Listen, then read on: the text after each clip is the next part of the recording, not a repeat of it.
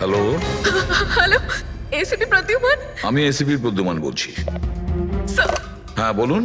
Sir, আমি বন্দনা বলছি America থেকে। হ্যাঁ বলুন। স্যার, আমার সাথে খুব খুব খারাপ হয়েছে স্যার।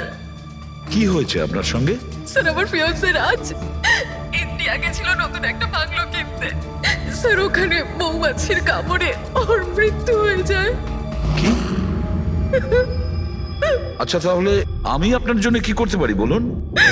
স্যার, স্যার কিন্তু আমার মনে হয় যে ওর মৃত্যু মৌমাছির কামড়ে হয়নি। ইনফ্যাক্ট আমার মনে হয় ওকে মারা হয়েছে। হ্যাঁ কিন্তু আচ্ছা এটা আপনার কেন মনে হচ্ছে? স্যার, ও যখন প্রপার্টি কেনার পর কাগজ কলমের কাজ করতে চাচ্ছিল তখন তারপরে কি হয়েছিল? স্যার আমি পরিষ্কার শুনতে পেয়েছিলাম রাজকে এক মহিলা হুমকি দিচ্ছিল। কে কে ছিল সেই মহিলা? No sir, I have no clue. আচ্ছা একটা কথা বলুন, আপনার এই রাজের এই ইন্ডিয়াতে কারোর সঙ্গে কোনো শত্রুতা ছিল বা কোনো ঝগড়া টগড়া? না স্যার, রাজের কারোর সাথে কোনো ঝগড়াঝাটি বা শত্রুতা ছিল না। ইনফ্যাক্ট রাজ তো ইন্ডিয়াতে কাউকেই চেনে না। তাহলে কি করতে পারে? কে রাজের প্রাণ নিতে পারে বলে আপনার মনে হয়? আচ্ছা আপনি কি কাউকে সন্দেহ করেন? না স্যার, কোনো সন্দেহ নেই। স্যার, রাজ তো একটা ভালো কাজে গেছিল। কিরকম কাজ? He wanted to start an orphanage. ও একটা অনাথ আশ্রম খুলতে চেয়েছিল। সত্যিই ভালো কাজ, কিন্তু কার কাছ থেকে বাড়িটা কিনেছিলেন তিনি? স্যার, বাড়িটা তো ও গভর্নমেন্টের থেকে নিলামে কিনে নিয়েছিল। ও শুধু ইন্ডিয়া আইনি কাজের জন্য গেছিল। দেখুন একটা কাজ করুন, পুরো ব্যাপারটা ডিটেলে আমাকে পাঠিয়ে দিন, আমি যথাসাধ্য চেষ্টা করব আপনার জন্য, কেমন? স্যার, আমি সিআইডির ব্যাপারে খুব শুনেছি। স্যার, আমি জাস্টিস পাবো তো? বন্দনা দেবী, আমি আপনাকে কথা দিচ্ছি সম্পূর্ণ ন্যায় বিচার পাবেন আপনি। আর যে আপনার রাজের ক্ষতি করেছে তাকে আমি শাস্তি দেব। বন্দনা, ওনার হবু স্বামী রাজ আমেরিকা থেকে ইন্ডিয়াতে আসে বাড়ি কিনে অনাথ আশ্রম চালানোর জন্য, আর রাজের মৃত্যু হয় মৌমাছির কামড় খেয়ে। ইন্টারেস্টিং।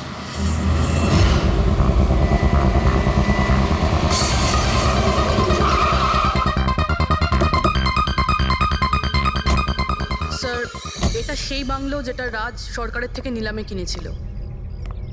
দেখে তো মনে হচ্ছে অনেকটাই প্রপার্টি। এই জায়গাটার দেখাশোনা তুমিই করো? আগে হ্যাঁ বলুন।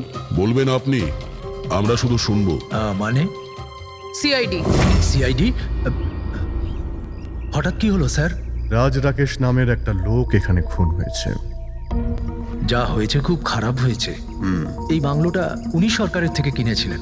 হ্যাঁ ওনারই কথা বলছি। ওনার তো খুন হলো, মৌমাছিরা কামড়ালো, তাই ওনার প্রাণ গেল। আমি তো নিজের চোখে দেখেছিলাম। হ্যাঁ হয়তো তুমি দেখে থাকবে। এখানে এই বাংলোতে আসার আগে কোনো মহিলা ওনাকে হুমকি দিয়েছিলেন। ওই মহিলার ব্যাপারে তুমি জানো কিছু? আচ্ছা, ওই লালি সাহেব, ওই বুড়িটা তো নানা রকম সময় নানা রকম কথা বলে। ওর কথাগুলো আপনি সেভাবে নেবেন না। কোনটা সিরিয়াসলি নেব আর কোনটা নেব না ওটা আমরা ঠিক করব। আপনি শুধু এটা বলুন, ওই লালি ও থাকে কোথায়? কোথাও নয় স্যার। কোথাও না মানে? ওই বেচারির না কোনো ঘর আছে, না কোনো নিজের পরিবার। ব্যাস সারাদিন এদিক ওদিক ঘুরে বেড়ায়। না কোথাও হয়তো বসে বা খাবার টাবারও খায়, এমন কোনো জায়গা তো আছে যেখানে ও বেশিরভাগ সময় কাটায়? হ্যাঁ, পাশেই একটা পুকুর আছে, প্রায়ই ওখানে বসে থাকে। আচ্ছা, না তুমি একটা কাজ করো, তুমি গিয়ে লালির সঙ্গে দেখা করো। ততক্ষণ এই বাড়িটাকে আমি ভালো করে তল্লাশি করি। ঠিক আছে। এবার তুমি ওই জায়গাটা দেখাও যেখানে খুনটা হয়েছিল। আসুন স্যার। রাজ সাহেব এখানে পড়েছিলেন।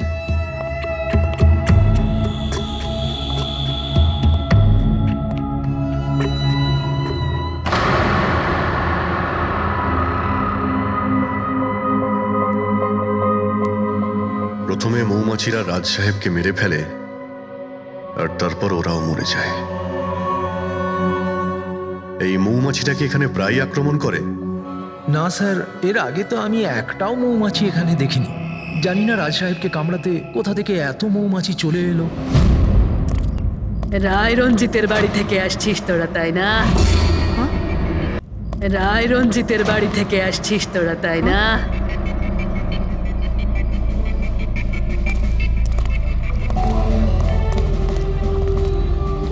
কি বললেন আপনি? রায় রঞ্জিতের বাড়ি থেকে আসছিস? আপনি কে? কেন গেছিলি ওখানে? নিজের মৃত্যুকে নিমন্ত্রণ জানাতে? স্যার মনে হয় এই লালি। আপনি লালি না? তোকে কে বললো রে? তোকে তোকে রায় রঞ্জিতের চরগুলো এখানে পাঠিয়েছে, তাই না? হ্যাঁ, ওরাই পাঠিয়েছে তোকে, তাই না? কে কে রায় রঞ্জিত?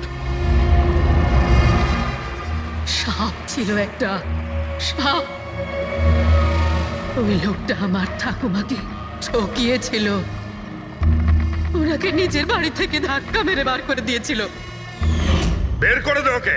ছেড়ে দাও আমাকে, ছেড়ে দাও আমাকে, ছেড়ে দাও, পায়ে পড়ি।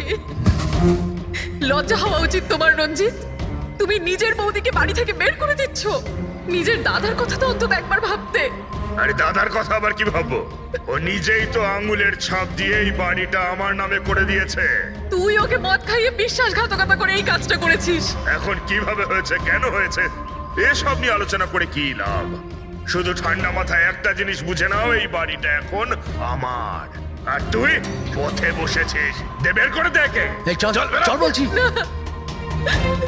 তোর ভাগে না শুধু একটা বাড়ি আসেনি, একটা বাংলো এসেছে।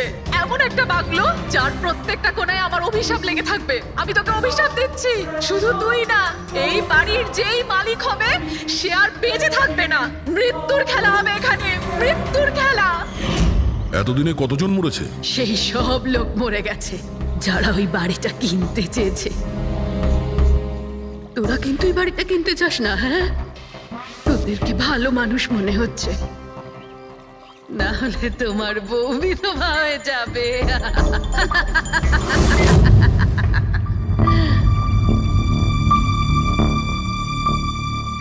মাসিমা, এই কিছু টাকা আছে, কাজে আসবে।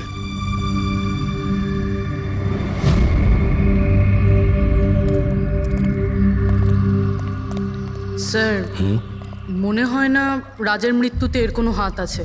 এ তো নিজেই বেচারি ভুল বিশ্বাস নিয়ে কষ্টের মধ্যে আছে। হতে পারে রাজের মৃত্যু কোনো মার্ডারই নয়, হয়তো কোনো দুর্ঘটনা।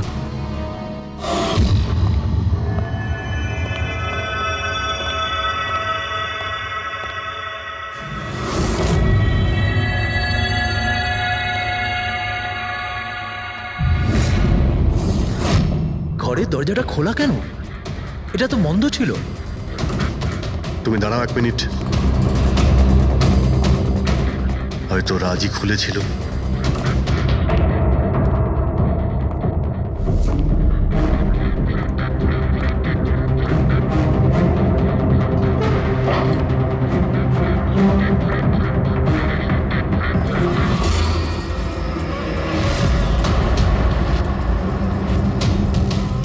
এখানে তো মৌচাক দেখতে পাচ্ছি। এদিকে এসো। আসছি স্যার। এই তো মৌমাছির চাক। আরে আমি প্রথমবার দেখছি স্যার। কিন্তু এই রাজ এই স্টোর রুমে কি করতে এসেছিল? স্যার হয়তো বাংলোটা দেখতে এসেছিলেন। আচ্ছা, আর সেই সময় তুমি খাবার আনতে গিয়েছিলে? হ্যাঁ স্যার।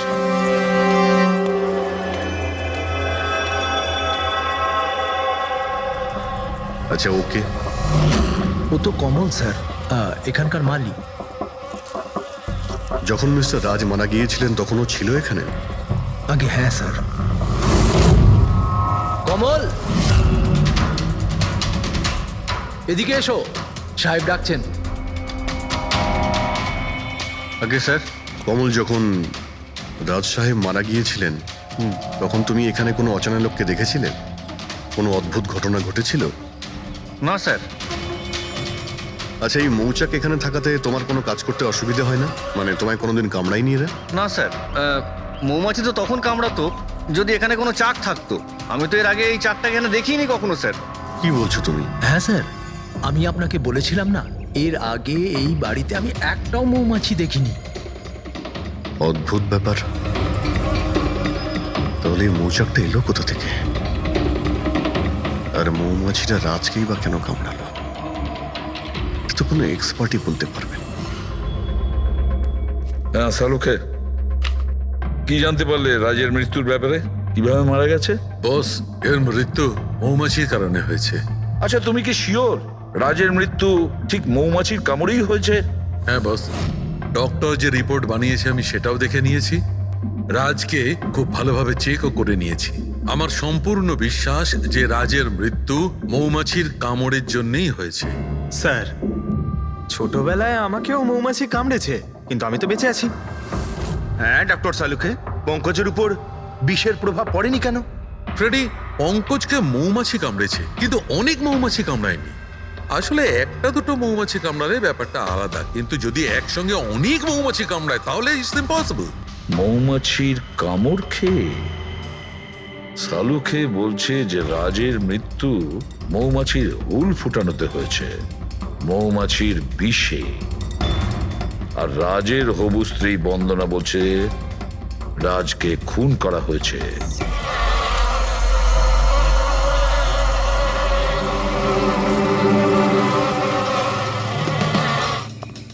100% এই মৌচাকটাকে বাইরে থেকে নিয়ে সেখানে লাগানো হয়েছে। মৌমাছির চাককে এক জায়গা থেকে এনে অন্য জায়গায় লাগানো যায়? এতটাই সোজা এটা? ততটা অসম্ভব নয়। মধুর ব্যবসার জন্য প্রায়শই এটা করা হয়ে থাকে। আপনি বলতে পারেন কতদিন আগে এটা লাগানো হয়েছে? বেশি দিন নয়, এই ধরুন 2-3 দিন আগে। স্যার, যদি ধরেও নিই যে খুনি এই জন্যই চাকটা লাগিয়েছিল যাতে ও রাজকে খুন করতে পারে, কিন্তু ও কি করে জানলো যে এই মৌমাছিগুলো রাজের ওপর হামলা করবে, অন্য কারোর ওপর নয়? মৌমাছিরা বিনা কারণে কাউকে কামড়ায় না। হ্যাঁ, মৌমাছি হুল ফোটানোর পরে এদের শক্তি কমে যায়। তাহলে এটা কি এমন জিনিস যে ওদের উত্তেজিত করে অ্যাটাক করার জন্য? দেখুন, যখন ওরা বুঝতে পারে সামনের ব্যক্তি তার কোনো ক্ষতি করতে পারে। আচ্ছা, এরকম কি হতে পারে যে মৌমাছিদের কোনো ট্রেনিং দেওয়া হয়েছে যে ওরা কোনো লোককে আক্রমণ করতে পারে? কি কথা বলছেন অজিত স্যার? এই মৌমাছিরা তো আর সাফ শুটার নয় যে কেউ ওকে বলে দিল আর তাকে সে হুল ফুটিয়ে চলে আসলো। আচ্ছা, আপনি এইমাত্র বললেন যে এই মৌমাছিরা কাউকে কামড়ানোর পর মারা যায়। আচ্ছা, কি এমন ঘটনা যার জন্য ওরা কামড়ায়? একটু ডিটেলে বলবেন? হ্যাঁ, মৌমাছিরা যখন কাউকে কামড়ায় তখন ফেরোমেন নামে একটা বিষ ছড়িয়ে দেয়, যাতে কিনা অন্যান্য মৌমাছিরা সতর্ক হয়ে দলবদ্ধভাবে আক্রমণ করতে পারে। সেই জন্য আমি আগেই বলেছিলাম মৌমাছিরা বিনা কারণে কাউকে আক্রমণ করে না। নিশ্চয়ই রাজ এই মৌচাকের মৌমাছিদের কোনো ক্ষতি করতে গিয়েছিল। স্যার, খুনি কি করে জানতে পারলো যে রাজ মৌমাছিদেরকে ডিস্টার্ব করবে? এই মৃত্যুটা দুর্ঘটনা নয় তো? না পূর্বী, রাজ আসার 2 দিন আগে এই চাকটাকে এখানে লাগানো এটা কোনো কাকতালীয় ঘটনা নয়। স্যার, রাজের মৃত্যুর পরে এই বাংলোটা বন্দনার নামে হয়ে যাবে। এই সব কিছুর পিছনে বন্দনা নেই তো? বন্দনা ইন্ডিয়াতে কবে আসছে? What nonsense! How could you even think like that? আপনারা এটা ভাবলেন কি করে যে রাজের মৃত্যুর পেছনে আমারই হাত আছে? আর যদি তাই হয় যে রাজের মৃত্যুর পেছনে আমারই হাত আছে, তাহলে আমি আপনাদের ফোন কেন করতাম? পুলিশ তো অলরেডি এই কেস ক্লোজ করে দিয়েছিল, তাই না? দেখুন, আমরা শুধু জিজ্ঞাসা করছি। তবে মিস্টার রাজের পরে এই বাড়িটা কার নামে হবে? I don't know. রাজ গভর্নমেন্টের থেকে এই বাড়িটা কিনেছিল, তো হয়তো গভর্নমেন্টেরই হাতে চলে যাবে। আমি এখনো কোনো নোটিশ পাইনি। কয়েকদিনের মধ্যে রাজের কারোর সঙ্গে ঝগড়া হয়েছিল? I have already told you that. Raj খুব ভালো মনের মানুষ ছিল, আর ওর সাথে কারো শত্রুতা হওয়া অসম্ভব একটা ব্যাপার। যদি আমি জানতাম যে ওর ভালো মনই ওর প্রাণ কেড়ে নেবে, তাহলে আমি ওকে এখানে আসতেই দিতাম না। এই অনাথাশ্রম খোলার চিন্তা ভাবনা ওনার মাথায় এলো কি করে? রাজ নিজে একজন অনাথ, তাই ও অন্য অনাথ বাচ্চাদের ফিলিংস বোঝে। ও অনাথ বাচ্চাদের বাড়ির মতো একটা পরিবেশ দিতে চেয়েছিল। আর ও যেই জানতে পারলো যে গভর্নমেন্ট এই বাড়িটা নিলাম করছে, তখনই রাজ সব থেকে বেশি দাম দিয়ে এই বাড়িটা কিনে নেয়। আচ্ছা, তাহলে রাজের মৃত্যুর কারণ এই বাড়িটা না তো? হতে পারে আর কেউ এই বাড়িটাকে কিনতে চেয়েছিল, রাজ এখানে এসে গেছিল তাই। হোয়াট? কেউ এতটা নিচ কিভাবে হতে পারে? পৃথিবীতে কি আর মনুষ্যত্ব বলে কিচ্ছু নেই? মনুষ্যত্ব আছে বন্দনা দেবী, মনুষ্যত্ব আছে, তবে এমন মানুষ আছে যাদের সত্যি মনুষ্যত্ব বলে কিছুই নেই। জানার চেষ্টা করি যে কার কার এই প্রপার্টির উপর নজর ছিল। দেখুন স্যার, আমি আপনাদের বলতে পারবো না যে রাজবাবু ছাড়া এই নিলামের সঙ্গে আর কে কে যুক্ত ছিলেন। সরি। কেন কেন বলতে পারবেন না?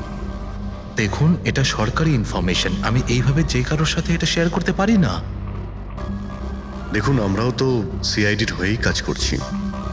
হ্যাঁ, আপনার কথা বুঝতে পারছি, কিন্তু আসলে কি বলুন তো, যদি সরকারি নোটিশ পাই তাহলে এই ইনফরমেশন আপনাদের দিতে পারি, আদারওয়াইজ পারবো না। স্যার, নোটিশ পেয়ে গেছি। এবার তো আপনি দেবেন। দেখুন, সরকারি কাজ যদি নিয়ম মেনে হয় তাহলেই ভালো লাগে। হ্যাঁ, ঠিক আছে। এই নিন, এই নিন। সব মিলিয়ে মোট 12 জন লোক ছিলেন যারা এই বাংলোটা কিনতে চেয়েছিলেন স্যার। স্যার, এই বাংলোর কাছে সরকার একটা হাইওয়ে বানাচ্ছে, সেই জন্য সবাই বেশি বেশি করে দাম বলছে, আর সবাই এই বাংলোটা কিনতে চায়। আচ্ছা, রাজের মৃত্যুর পর এই বাড়িটা কে পাবে? দেখুন, রাজবাবু ডকুমেন্টেশন কমপ্লিট করেননি, সেই জন্য এই নিলাম আবার করা হবে, আর যে জিতবে সেই বাংলোটা পেয়ে যাবে। I see. নতুন করে নিলামি আবার কবে হবে? দেখুন স্যার, সেই ডেটটা এখনো অব্দি ফিক্সড হয়নি, কিন্তু আপনাদের আরও একটা কথা আমি বলতে চাই স্যার, যে রাজবাবুর যতজন বিল্ডার ছিলেন ওরা সবাই রেগে ছিল, বেশ বিরক্ত ছিল। এর কারণ হচ্ছে উনি সব থেকে বেশি দাম দিয়েছিলেন। না স্যার, অ্যাকচুয়ালি উনি ডেডলাইনের পরে বিড সাবমিট করেছিলেন স্যার, সেই জন্য লোকজন বিরক্ত ছিল আমার। কিন্তু যদি উনি ডেডলাইনের পরে উনি বিট করে থাকেন তাহলে সরকার অ্যাকসেপ্ট করলো কি করে? স্যার, অ্যাকচুয়ালি উনি ওখানে অনাথ আশ্রম খুলতে চেয়েছিলেন স্যার। আর স্যার, আমেরিকার সাথে ইন্ডিয়ার টাইমের যে পার্থক্য সেটা হলো 9.5 ঘন্টার স্যার, সেই জন্যই সরকার ওই বিডটা অ্যাকসেপ্ট করেছিল স্যার। দেখুন, এখন বাড়িটা সেই পাবে যার ভাগ্যে ওটা লেখা থাকবে। ভাগ্যে যদি নাও থাকে তো উনি তার ভাগ্য বদলানোর জন্য চেষ্টাও করেছিলেন, আর সেই লিস্টের মধ্যেই কেউ হবে। ললিতবাবু, এটা তো আবার দ্বিতীয়বার নিলাম হবে। তা যারা অ্যাপ্লাই করেছে এই দ্বিতীয় নিলামের জন্য, আমরা কি ওদের লিস্টটা দেখতে পারি? নো, সরি, এই লিস্টটা আমি আপনাদের এই জন্য দেখাতে পারলাম কারণ এই নিলামই হয়ে গেছে, কিন্তু যে নতুন লিস্টটা আসতে চলেছে সেটা আমি কোনোভাবে আপনাদের দেখাতে পারবো না। আরে আরে আরে আরে আরে শালুকে, তুমি কি করতে চাইছো? কি শুনছি আমি? যা শুনেছো একদম ঠিক শুনেছো বস। কি শুনেছি? রিজাইন দিচ্ছ নাকি? হ্যাঁ। কেন কেন কেন? ব্যাস, আমার টাইম এসে গেছে। কিসের টাইম এসেছে? 1 মিনিট টাইম আছে এখনো? আরে এই টাইম নয় ভাই। তাহলে দেখো, প্রত্যেক মানুষকে একদিন না একদিন রিটায়ারমেন্ট নিতেই হয়, সেটা ক্রিকেটার হোক, মিউজিশিয়ান হোক, যে কেউ হোক। আমারও টাইম হয়ে গেছে, আমি রিটায়ারমেন্ট নেবো। আরে তুমি যাচ্ছ কোথায়? এই দেখো। এটা কি? দেখো দেখো। আরে কি করছো যে তুমি শালুকে, বুঝতে পারছি না। এয়ার টিকিট, যাচ্ছ কোথায়? হ্যাঁ, লন্ডন? আরে বাহ বাহ বাহ। পঙ্কজ, ক্যান্সেল করে দাও, যাও যাও। ক্যান্সেল হবে না। আরে রিফান্ড পেয়ে যাবে টাকা, কালকের টিকিট যখন, ডোন্ট ওরি। আমি রিফান্ড চাই না, আমাকে যেতে হবে ব্যাস। আরে তুমি এভাবে কিভাবে যাবে? কি হচ্ছে এটা কি? আরে আমার এত বড় ভুল হয়েছে যে আমার নিজের কাছে নিজের লজ্জা করছে। এমন কি ভুল হয়েছে? ওই মৌমাছির কেসটা। ও হো হো, মৌমাছির কেস। এটা দুর্ঘটনা নয় বস, এটা হচ্ছে খুন। খুন, ওইখানেই আমার ভুল হয়েছে। মৌমাছির এক্সপার্টের সঙ্গে কথা হয়েছে? কি বলেছো? আমি এক্সপার্টের সঙ্গে কথা বলেছি, আমি নিজে ভালো করে চেকও করেছি। তখন আমি বুঝতে পারলাম যে এটা দুর্ঘটনা নয়, এটা একটা খুন। উনি মৌমাছিকে হাতিয়ারের মতো ব্যবহার করেছেন বস। ডক্টর সালুখে, সেটা কিভাবে? দেখো, মৌমাছি কখন আসে মানুষের কাছে? যখন ফেরোমেনের গন্ধ পায় তখনই না? হ্যাঁ, যখন মানুষেরা ওর বিপদ ডেকে আনে তখন মৌমাছিরা মানুষের কাছে যায়, গিয়ে হুল ফোটায়। ব্যাস ভাই, ঠিক এইখানেই আমার ভুল হয়েছে। আমি তো কখনো ভেবেই দেখিনি যে ফেরোমেন বানানো যায় ভাই। হ্যাঁ, ঠিকই বলেছো। ফেরোমেন তো আর্টিফিশিয়ালিও বানানো যেতে পারে, ল্যাবরেটরি বা কোনো ফ্যাক্টরিতে। তার মানে কেউ আর্টিফিশিয়ালি ফেরোমেন বানিয়েছিল, আর কোনো না কোনো ভাবে সে রাজের শরীরে পুশ করে দিয়েছিল। ব্যাস, মৌমাছিরা আসে আর ওকে অ্যাটাক করে। শাহরুখে, ওঠো ওঠো, তুমি ওখানে আবার যাও, সেখানে যেখানে রাজ খুন হয়েছিল রাজের সমস্ত জিনিসপত্র চেক করো, জানা তো যাবে যে কে ফেরোমেন ওখানে রেখেছিল, কে ফেরোমেন অ্যাপ্লাই করেছিল রাজের ওপরে। Yes boss. এই যে ডক্টর, রাজের সমস্ত জিনিসপত্র এই সুটকেসে। ঠিক আছে। স্যার এসিপি স্যার বলছিলেন আপনি নাকি রিটায়ার হয়ে যাচ্ছেন।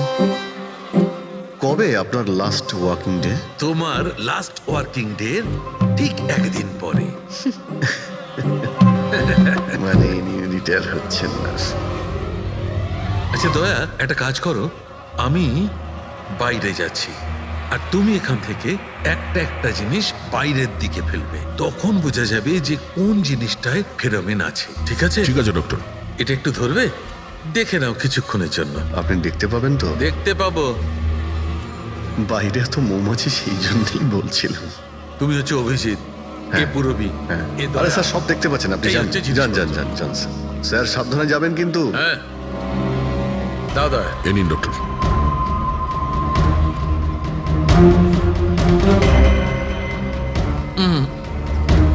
না, এতে ফেরোমেন নেই।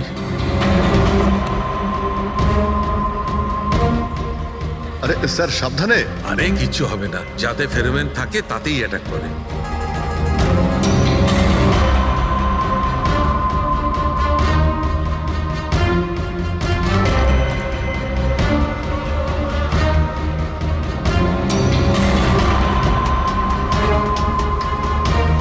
আরে দেখ,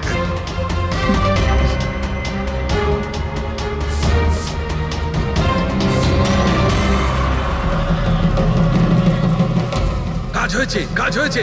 দেখো সব কটা মৌমাছি অ্যাটাকিং মোডে আসছে। তার মানে কেউ রাজের পারফিউমে ফেরোমিন মিশিয়েছিল। এই আরে ডক্টর, আরে ভাই, মৌমাছি আমাকে কামড়ে দিয়েছে। স্যার আপনি ওখান থেকে সরে যান। আরে ভাই, আরে স্যার সরে যান ওখান থেকে, বাইরে যান। জল কোথায়? আরে সামনে ওইদিকে। আরে স্যার ওদিকে কুয়ো আছে, ওইদিকে যান। কোথায় ঢুকবো? আরে স্যার এখানে দাঁড়িয়ে না, স্যার? চলে যান। যান স্যার।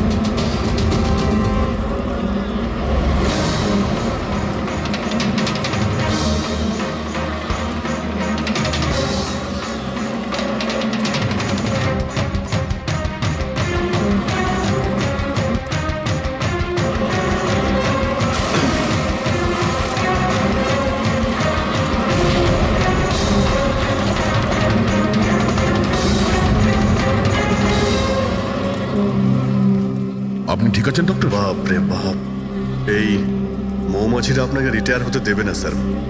আসুন বাইরে আসুন বার করো। আসুন আসুন আসুন আরে মৌমাছি! আসুন আসুন আসুন আসুন আসুন। হ্যালো দাদা, নমস্কার, কেমন আছেন? আপনি? আমি হলাম চন্ডুমাল খন্ডুমাল গঙ্গেশ ভাই। আরে বাহ, বেশ লম্বা নাম তো আপনার। বলুন কি সাহায্য করতে পারি? আমি নিলামির জন্য এসেছিলাম। ওই পুরনো বাংলোটা আছে না হাইওয়ের কাছে, ওইটা আমি কিনতে চাই।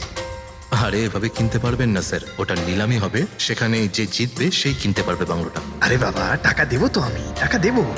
দেখুন আর সময় নেই হাতে, মাত্র 15 মিনিট বাকি আছে, আপনি লেট করে ফেলেছেন। আরে কি বলছেন আপনি, 15 মিনিটে কি কি হয়ে যায়? আরে দেখুন না আপনি, আমি তো এই পিটের জন্য এইটাও নিয়ে এসেছি। এই দেখুন। রাকেশ, রেজিস্টারটা নিয়ে এসো তো।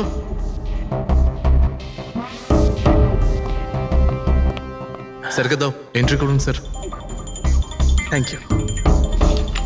হ্যাঁ, এখানে এন্ট্রি করে দিন। Okay sir.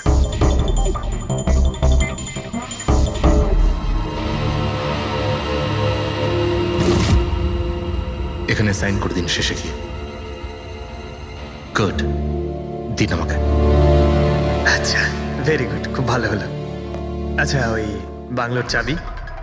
মজা করছেন নাকি আপনি? চাবি এভাবে পাওয়া যায় নাকি? আরে ভাই, বিডিং হবে, নিলামি হবে, তারপর যে জিতবে সে পাবে চাবিটা। অদ্ভুত কথা বলছেন আপনি। ভেট তো আমি জিতবো, এটা ধরেই নিন। আপনার বাচ্চাদেরকে আমার ভালোবাসা দেবেন, ঠিক আছে স্যার? Thank you.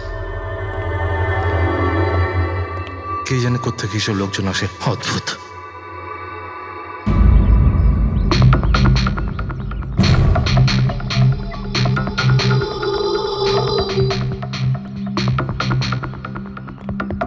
কি দাদা, কাজ হয়েছে? স্যার এই দেখুন আমার হাতের কাজ। Good job Pankaj. 12 জনের মধ্যে 2 জন আছে যে দ্বিতীয়বার বিট করেছে এই বাড়িটা কেনার জন্য, হেমন্ত আর রোশন। মানে খুনি এই দুজনের মধ্যেই কেউ হতে পারে। আর সে যেই হোক না কেন, এবারেও এই বাড়িটা কেনার জন্য যে কোনো পথ অবলম্বন করতে পারে। বন্ধুগণ, সেই সময় হয়ে গেছে যখন আমরা বলতে পারবো যে নিলামির বিজেতা কে হয়েছে। আর আমি খুব আনন্দের সাথে এটা জানাতে পারছি যে নিলামির বিজেতা হলেন মিস্টার রোশন। রোশন বাবু, আপনাকে অনেক অনেক অভিনন্দন। এক মিনিট, কিসের অভিনন্দন? সব থেকে বেশি বিড আমি লাগিয়েছি, ও কি করে জিতলো? দেখুন দাদা, আপনার কোনো ভুল হচ্ছে। সব থেকে বেশি বিড রোশন বাবু করেছিলেন, তাই ওনাকে দেওয়া হয়েছে বাংলোটা। এটা হতেই পারে না। আরে আমি অনেক বড় বিট দিয়েছিলাম, এই বাড়িটা আমার পাওয়ার কথা। কিসের টাকার কথা বলছেন স্যার? আমি 3টে খামি চেক করেছিলাম, আর চেক করার পরে মিস্টার রোশনের বিড সব থেকে বেশি ছিল, তাই ওনাকে এই বাংলোটা দেওয়া হচ্ছে। প্লিজ। কাম অন ইয়ার, হেরে গেছো যখন বাচ্চাদের মতো কেঁদো না। বিজনেস এটা, আপ ডাউন তো হতেই থাকে। বিজনেসে চুরি চামারি চলে না। খামগুলো দেখান। আপনি প্রথমে ওই খামগুলো দেখান যেগুলোর মধ্যে সবাই বিট লাগিয়েছে। তাড়াতাড়ি দেখান। দেখান দেখান দেখান, ওকে দেখিয়ে দিই। দেখান। না না না, আমি ওটা দেখাতে পারবো না, এটা নিয়ম বিরুদ্ধ। চুরি করাও নিয়মের বিরুদ্ধে। আমি 7 কোটির বিড লাগিয়েছিলাম। 4 কোটি। এক্ষুনি হেড অফিস থেকে ফোন করবে, বলবে আমি 3 কোটি লাগিয়েছিলাম। 4 কোটি কম। কোনো ফোন আসবে না। বোকা পেয়েছে নাকি আমাদের? আপনি বললে ফোন আসবে। চলো তোলো, ফোনটা তোলো এক্ষুনি। আমি কি করব না করব সেটা আপনার কাছে শুনবো না আমি। আপনি ললিত বাবু, আপনি তো অনেক আইন টাইনের কথা বলছিলেন আমাদের, আর এদিকে ফোনই তুলছেন না। হ্যাঁ, আরে এটা তো খুব বাজে ব্যাপার। আপনি বিউরোতে চলুন। আপনি কোথায় পলাচ্ছেন রোশন বাবু? আপনি আমাদের মিষ্টি খাওয়াবেন না? নতুন প্রপার্টি কিনছেন আপনি, হ্যাঁ? আরে আপনিও চলুন, চলুন চলুন। স্যার, রোশন বাবু একদম ঠিক বলছেন স্যার। রোশন বাবুর এর সঙ্গে কোনো সম্পর্ক নেই স্যার। যা ফ্রড হয়েছে স্যার আমি করেছি। এই রোশনের অপরাধ নিজের কাঁধে কেন নিচ্ছ? ও কি তোমাকে অনেকগুলো টাকা দিয়েছে? একটা কথা মনে রেখো, এই টাকা খরচ করার সময় পাবে না। খুব তাড়াতাড়ি তোমার ফাঁসি হবে। স্যার স্যার, এই সামান্য বেইমানির জন্য ফাঁসি দেবেন আমাকে? আরে না না, বেইমানির জন্য নয়, খুন করার জন্য। খুনের জন্য ফাঁসি হবে। স্যার, খুন কার খুন স্যার? রাজ রাকেশের খুন, যে আগের নিলামে ওই বাড়িটা প্রপার্টিটা কিনেছিল। স্যার, কিন্তু আমি কাউকে মারিনি স্যার। স্যার, আমি মারিনি কাউকে স্যার। আমরা জানি জানি এই রোশনই মেরেছে। তুমি ওর কথা ফাঁস করে দাও, না হলে এর পাপের ফল কিন্তু তোমাকে ভোগ করতে হবে। স্যার, এটা আপনি কি বলছেন স্যার? আমি রাজকে কেন মারতে যাব বলুন? ওই প্রপার্টির জন্য। আর কিসের জন্য? আপনি এসব কি বলছেন স্যার? আমি মানছি আমি ললিতের সঙ্গে এক হয়ে নিলামির কাজে একটু আদ্রু গুপি কাজ করেছি, কিন্তু এই প্রপার্টির জন্য আমি কাউকে খুন করে দেব নাকি?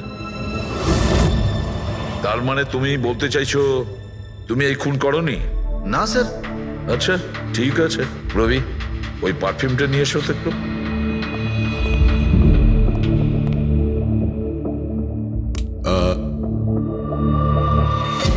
এই পারফিউমটা দিয়ে দেবো? হ্যাঁ, বাইরে মৌমাছিদের চাক আছে, কি বলছো? স্যার, পারফিউম হ্যাঁ? মানে আপনি কি বলছেন? স্যার, আমাদের কেসের সঙ্গে পারফিউমের কি সম্পর্ক আছে স্যার? তুমি কি সত্যিই জানো না এই পারফিউমের সঙ্গে কেসটার কোনো সম্পর্ক নেই? স্যার, আমরা সত্যি কথা বলছি স্যার। রাজবাবুর মৃত্যুর সঙ্গে আমাদের কোনো সম্পর্ক নেই স্যার। স্যার, ললিত একদম ঠিক কথা বলছে স্যার। তাহলে এই খুনটা রোশন করেনি,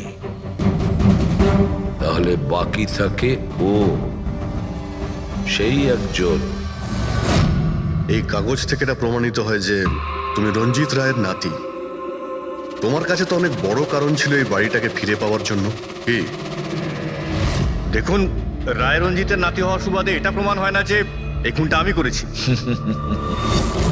হেমন্ত বাবু, খুনি কখনো কখনো তার অপরাধের প্রমাণ তার নিজের সঙ্গে নিয়ে ঘোরে, যেমন আপনি।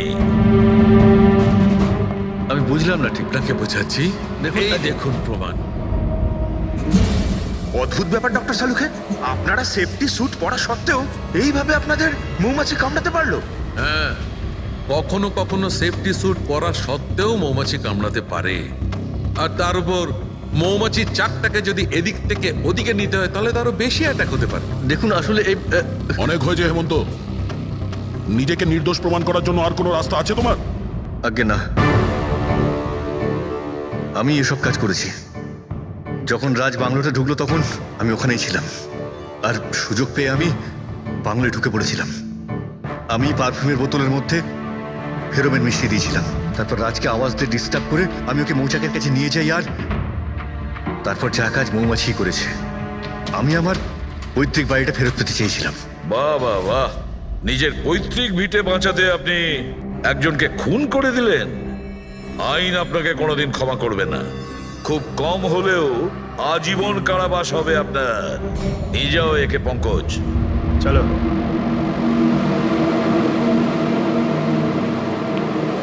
চালুকে, এবার তুমি রিটায়ারমেন্ট নিতে পারো। আরে আমি তো রিটায়ার হবই না। কালকে তো তুমি বলছিলে যে রিটায়ারমেন্ট নেবে। আরে ওটা কালকের কথা ছিল। হায় ভগবান, তার মানে পেছন ছাড়বে না, আমাদের আরো সহ্য করতে হবে। পেছন ছাড়ার প্রশ্নই ওঠে না, কেউ কারণ নয়। আমার তোমাকে ছাড়া চলবে না, আর তোমার আমাকে ছাড়া চলবে না। এই নিন, সরকার এই বাংলোটা এবার রাজের পরে আপনার নামে করার সিদ্ধান্ত নিয়েছে। আশা করছি যে আপনি রাজের অনাথ আশ্রম খোলার যে স্বপ্ন ছিল তা পূরণ করবেন। রাজের মৃত্যুর পর আমার লাইফের এটাই উদ্দেশ্য এখন, ওর শেষ স্বপ্নটা পূরণ করা। But thank you so much রাজকে জাস্টিস দেওয়ার জন্য।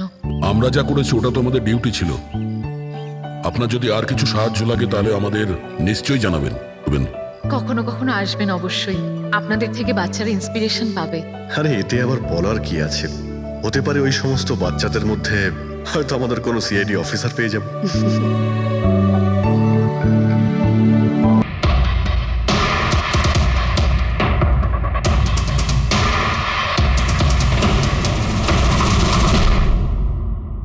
Emergency medical card.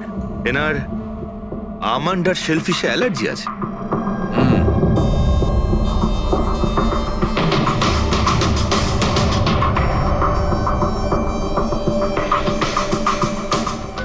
স্যার, কেকটাও পুরো খাওয়া হয়নি।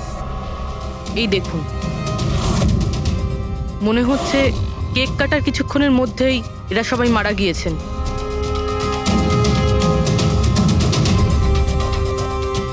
হাতাহাতির কোনো চিহ্নই নেই, সোজা গুলি করেছে।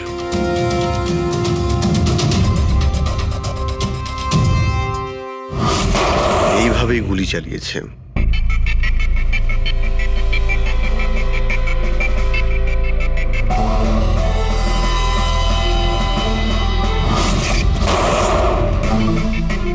আরেকটা লাশ কোথায়? ভেতরে আছে স্যার।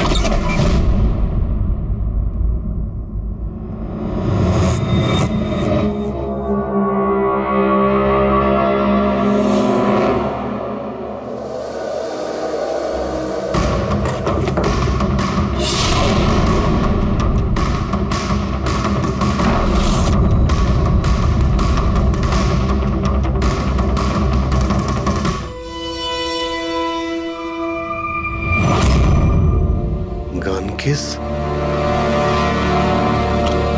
কিন্তু এ তো পুরো খালি।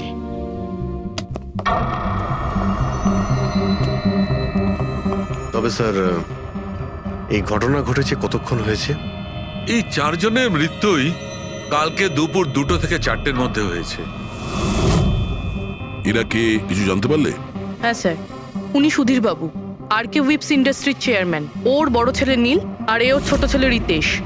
আর ভিতরে যে আছে সে সুধীর বাবুর স্ত্রী মায়া। স্যার, নীল আর রিতেশ দুজনেই আর কে উইভস কোম্পানির বোর্ড মেম্বার ছিল, কিন্তু কোম্পানির অবস্থা খুবই খারাপ ছিল, বন্ধ হওয়ার জোগাড়। প্রচুর ধার বাকি হয়ে গেছিল, আর বাজারের ধারও মেটাতে পারছিল না, সমস্যা বেড়েই চলেছিল। তাহলে এখানে সেলিব্রেশন কি জন্য হচ্ছিল? স্যার, সুধীর বাবুর 60তম জন্মদিন ছিল। বার্থডে সেলিব্রেট করছিল? তাহলে নিশ্চয়ই আরো অনেকে এসেছিল। অফিসের কিছু লোক এসেছিল স্যার, আর ওদেরকে জিজ্ঞাসাবাদ করে ছেড়ে দিয়েছি। এরা সবাই এখানে একসাথে থাকতো কি? না না স্যার, এখানে তো শুধু সুধীরবাবু আর মায়া থাকতেন। সুধীরবাবু নীল আর রিতেশের জন্য আলাদা আলাদা বাংলো কিনে রেখেছিলেন, এরা দুজন ওখানেই থাকতো। আজকে তারা বাবার জন্মদিন পালন করতে এসেছিল। স্যার, সন্ধেবেলায় অনেক বড় একটা পার্টি হওয়ার কথা ছিল। কেক কাটার কিছুক্ষণের মধ্যেই সবাই মারা যায়। পার্টি প্ল্যান যারা করেছিল সেই টিমটা এসেছিল, কিন্তু কেউ দরজা খোলেনি দেখে চলে গিয়েছিল। বাস, আমার মনে হচ্ছে না যে কেউ বাইরে থেকে এসেছিল। যা কিছু ঘটেছে এই 4 জনের মধ্যেই ঘটেছে। কিন্তু বাড়িতে তো কোনো চাকর অবশ্যই থাকবে। আছে তো, চাকর আছে তো, কিন্তু তারা গ্রামে গেছে। সুধীরবাবু শুধু আজকের জন্য একজন সার্ভেন্ট হায়ার করেছিলেন। সে কাল সকালে কাজ করে গেছিল, আর পার্টি শেষ হওয়ার পরে আজকে এসে পরিষ্কার করার কথা ছিল। পার্টি শেষ হওয়ার আগেই সবকিছু শেষ হয়ে গেছে। মনে তো হচ্ছে এটা মার্ডারই। সরি ডক্টর সালুকে, আমার এটা মনে হচ্ছে যে এই 4 জন ছাড়াও এখানে আরো একজন ছিল, যে বাইরে থেকে ভেতরে এসেছিল। একটু মন দিয়ে দেখো, এখানে কোনো হাতাহাতির কোনো চিহ্ন নেই, আর প্রত্যেকটা জিনিস নিজের জায়গাতেই আছে। এটা মনে হচ্ছে যে কেউ কেকের মধ্যে কিছু মিশিয়ে দিয়েছিল, যেটা খেয়ে এরা 4 জনই অজ্ঞান হয়ে গেছিল। তারপরে ওই 5 নম্বর লোকটা বাড়ির মধ্যে ঢুকলো, এসে সবাইকে গুলি করে দিল। এটা বস 100% মার্ডার। মার্ডার আর সুইসাইডও। আচ্ছা, তোমরা তো নিশ্চিতভাবে কি করে বলছো? স্যার এই দেখুন, বাকি 3টে লাশের কাছে স্ট্রাগলের কোনো চিহ্ন মাত্র নেই, শুধুমাত্র সুধীরবাবু ছাড়া। এনার পা ভাঁজ হয়ে রয়েছে, অনেকটা ব্লাডও বেরিয়েছে। আমার মনে হয় যখন ওনার গুলি লাগে তখন উনি বেঁচে ছিলেন। যদি উনিও কেক খেয়ে বাকিদের মতো অজ্ঞান হয়ে থাকতেন তাহলে ওদের মতোই পড়ে থাকতেন। ইনি প্রথমে 3 জনকে গুলি করেন আর তারপর সুইসাইড করেন, এরকম মনে হচ্ছে।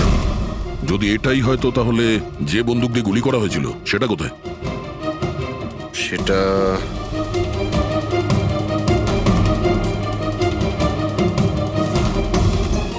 এখানে গুলি লেগেছিল মানে মাথাতে।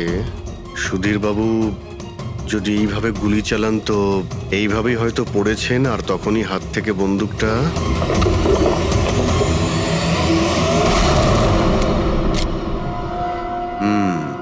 এই হলো বন্দুক। স্যার এই দেখুন, রিতেশের ফোনটা পেলাম। স্যার ও কেক কাটার কিছুক্ষণ পরেই নিজের সোশ্যাল পেজে এই সেলফিটা পোস্ট করেছে। বলছিলাম না, এখানে পঞ্চম ব্যক্তি থাকতেই পারে না। কিন্তু বুঝতে পারছি না কেন, আমার এখনো সন্দেহ আছে। দেখুন, সন্দেহ করা তো আমাদের কাজ। একটা কাজ করে যতগুলো এভিডেন্স আছে, যতগুলো জিনিস আছে, সব বিউরোতে নিয়ে যাই, দেখি এসিপি স্যার কি বলেন। গোলমাল মনে হচ্ছে। বস, আমি ওদের পেটের মধ্যে কেকের টুকরো পেয়েছি। ওই যে কেক ওরা খেয়েছিল, ওই কেকের মধ্যে সেনেটিভ মেশানো ছিল, নেশার ওষুধ। সেনেটিভ? 3 জন খেয়েছে আর অজ্ঞান হয়ে গেছে। 4 জনই? না, 3 জন। নীল, রিতেশ আর মায়া, ওদের 3 জনের পেটের মধ্যেই শুধু কেকের টুকরো পাওয়া গেছে। তার মানে সুধীরবাবু ওই কেকটা খাননি? না দয়া, সুধীর শুধু একজনই ছিল যে গুলি চলবার সময় অজ্ঞান হয়নি। কি? সুধীরবাবু নিজের জন্মদিনে এই কেক খাননি? খায়নি, কারণ ওই কেকের মধ্যে বাদাম মেশানো ছিল। কিন্তু স্যার ওনার বাড়ির লোকের তো নিশ্চয়ই জানা আছে যে ওনার বাদাম থেকে অ্যালার্জি ছিল। এক্স্যাক্টলি। তাহলে এই কেক আনলো কেন? অদ্ভুত ব্যাপার। সুধীরবাবুর বার্থডে ছিল আর কেক ওই 3 জনে খেয়েছিল। কেক 3 জনে খেয়েছিল, কিন্তু ওখান থেকে যে বন্দুকটা পাওয়া গেছে তাতে 4টে গুলি খরচ হয়েছে, যেগুলো এদের গায়ে লেগেছে। অদ্ভুত ব্যাপার যে ওর ওপর সুধীরের আঙুলের ছাপ আছে। আর ওই বন্দুকটাও তো সুধীরবাবুর নামেই রেজিস্টার করা। তো সুধীরবাবু প্রথমে ওই 3 জনকে গুলি করে আর তারপর নিজে সুইসাইড করে। কিন্তু কেন? ঝামেলা এড়ানোর জন্য। ব্যবসা ডুবে যাচ্ছে, ধার দেনা বেড়ে যাচ্ছে, এই জন্য নিজের সঙ্গে পুরো ফ্যামিলিটাকেই মেরে ফেলে। আর কি কারণ হতে পারে? হ্যাঁ স্যার, তাই তো মনে হচ্ছে। সুধীরবাবু ইচ্ছে করেই ওই বাদামওয়ালা কেক নিয়ে এসেছিল যাতে ওনাকে না খেতে হয়, আর উনি সেনেটিভ মিশিয়ে ওই কেকটা সবাইকে খাইয়ে দেন। আর অজ্ঞান হওয়ার পরে তাদের মেরে ফেলে নিজেও আত্মহত্যা করেন। রবি, ওই রিতেশ যেটা ফটো আপলোড করেছিল না নেটে, সেটা একটু খোলো তো। কটার সময় তুলেছিল এই ফটোটা? স্যার 2:05 আর আপলোড করেছিল? স্যার 2:07। সালুকে একটা কথা বলো, কেক খাওয়ার কতক্ষণ পরে ওরা অজ্ঞান হয়েছিল? 20 থেকে 25 মিনিট। মানে 2:30 না 2:35? আমার মনে হয় ওরা সবাই ওই সময়ই মারা গিয়েছিল, 2:30 থেকে 2:45-এর মধ্যে। মানে সবকিছু ঘটেছে ওই 40 মিনিটের ভেতরেই। 1 মিনিট, ওই দেখো, ওই ছায়াটা কার? ওই শ্যাডো? এই 4 জন তো এখানে দাঁড়িয়েছিল, তাহলে ছায়া ওখানে গেল কি করে? সেটা ওখানে গিয়েই দেখতে হবে। এই শ্যাডোটা কার ছিল? 2:04। পর্দার পজিশন একদম ঠিক আছে তো? একদম স্যার। পজিশন নিয়ে নি। রেডি? 2:05। ইয়া। আরে এখানে তো কোনো ছায়া দেখতে পাচ্ছি না। তাহলে ওখানে ছায়া কোথা থেকে এলো?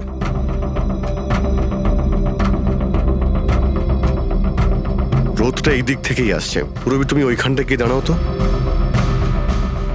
ইয়া ব্যাস।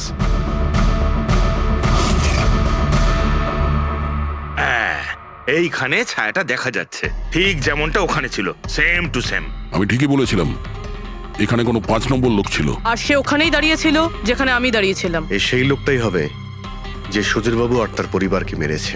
আর সে আমাদের অলমোস্ট ধোকা দিয়ে দিয়েছিল যে এটা মার্ডার কাম সুইসাইড।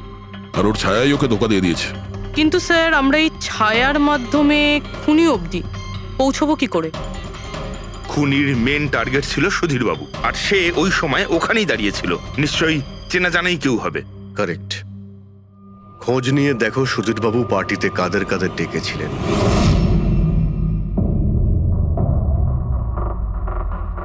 স্যার, আমি পড়ি। তুমি সুধীরের এক্সিকিউটিভ অ্যাসিস্ট্যান্ট? হ্যাঁ স্যার, আমি Janhavi. Marketing head. Yes sir. হ্যাঁ স্যার, আমি জগন্নাথ, আমি কোম্পানির লয়ার।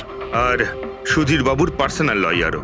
আগে হ্যাঁ, কিন্তু আপনারা আমার কাছে কি জানতে চাইছেন? সুধীরবাবুর কোম্পানিতে প্রায় 300 লোক কাজ করতেন, কিন্তু উনি পার্টিতে শুধু আপনাদের 3 জনকেই ডাকলেন। এরকম কিসের বিশেষ সম্পর্ক ছিল আপনাদের সঙ্গে সুধীরবাবুর? স্যার, আমি আগেও বলেছি যে আমি ওনার এক্সিকিউটিভ অ্যাসিস্ট্যান্ট। তো একজন এক্সিকিউটিভ অফিসারের সঙ্গে এতটা পার্সোনাল রিলেশনশিপ? স্যার, আমি ওনার শুধু কাজই না, বরং ওনার পার্সোনাল লাইফও ম্যানেজ করতাম। আই মিন পার্সোনাল আর প্রফেশনাল দুটোই।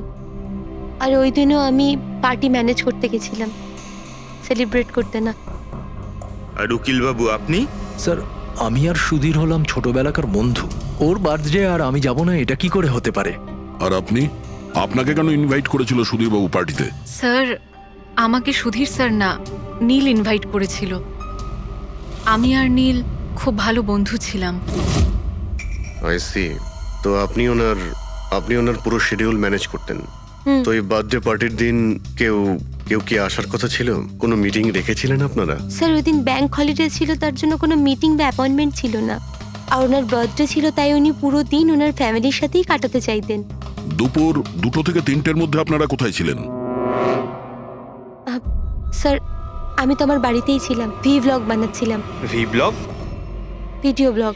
আমার একটা ইন্টারনেট চ্যানেল আছে যেখানে আমি ভিডিও বানিয়ে আপলোড করি। স্যার, আমি বাড়িতে ঘুমোচ্ছিলাম, আমার শরীরটা ঠিক ছিল না। স্যার, আমি আমার ফ্যামিলির সাথে ফিল্ম দেখতে গিয়েছিলাম। আচ্ছা, কিছুদিনের মধ্যে সুধীরবাবুর ব্যবহারে কোনো পরিবর্তন দেখেছিলেন আপনারা? হ্যাঁ স্যার, আমি একটা জিনিস নোটিস করেছিলাম। স্যার, আজ থেকে ঠিক 1 মাস আগে আমাদের মিটিং চলছিল।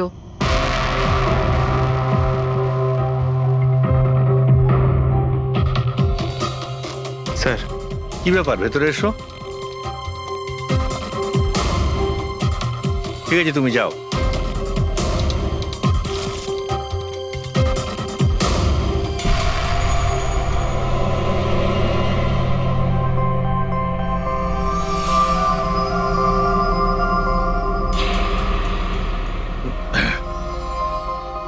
Sorry gentleman, meeting is over. বাচ্চাদের পোশাক? Yes sir. আচ্ছা, আর কিছু নোটিস করেছিলেন আপনারা? কোনো অদ্ভুত কিছু? হ্যাঁ স্যার, এই 2 সপ্তাহ আগে উনি আমাকে বলেছিলেন যে উনি ওনার দলিল চেঞ্জ করতে চান। উইল বদলাতে চাইছেন কেন? জানি না স্যার, ওনার দলিলে 3 জন মানুষের নাম ছিল, একজন ওনার স্ত্রী মায়া আর 2 জন ওনার ছেলে। কিন্তু উনি চতুর্থ একজনের নাম জুড়তে চাইছিলেন, অ্যাড করতে চাইছিলেন। কি নাম ছিল ওই চতুর্থ জনের? ওনার নাম তো উনি বলেননি। আপনি কি উইলটা বদলেছিলেন? আসলে আমি পেপার সব তৈরি করে দিয়েছিলাম, ব্যাস নাম ভরে ওতে সুধীরকে সই করতে হতো। জানি না কি হলো, হঠাৎ নিজের বার্থডের কিছুদিন আগে ও আমাকে বলল যে দলিল বদলাতে চায় না, ওই পুরনো দলিলটাই থাকবে। ঠিক আছে, এই চতুর্থ ব্যক্তি আবার কোথা থেকে এলো যার নাম সুধীরবাবু নিজের উইলে ইনক্লুড করতে চেয়েছিলেন? সুধীর যে মৃত্যুর এই চতুর্থ জনের সঙ্গে কোনো কানেকশন থাকতে পারে। আমার তো এটাই কিছুতে মাথায় ঢুকছে না। বাচ্চাদের পোশাক কেউ কাউকে কেন পাঠাতে যাবে? বাচ্চাদের জামা কাপড় পাঠানো হয়েছিল, তাহলে ওই ইনভেলপটা কোথায় গেল? সুধীর বাবুর রুমটা তো আমরা ভালো করে চেক করেছি, ওখানে তো কিছুই পাইনি আমরা। বাড়িতে নয় তো অফিসে?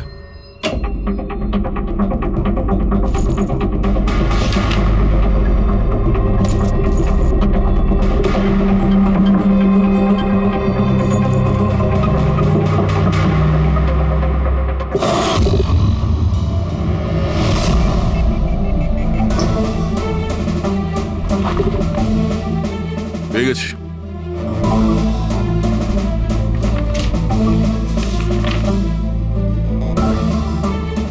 আরে এতে তো দেখছি কোনো পোস্টাল স্ট্যাম্প বা যে পাঠিয়েছে তার নামই নেই। তাহলে পার্সেল এখানে পৌঁছলো কি করে? মনে হচ্ছে এই এনভেলপটা সোজা কেউ কোম্পানির পোস্ট বক্সে ঢেলে দিয়েছিল।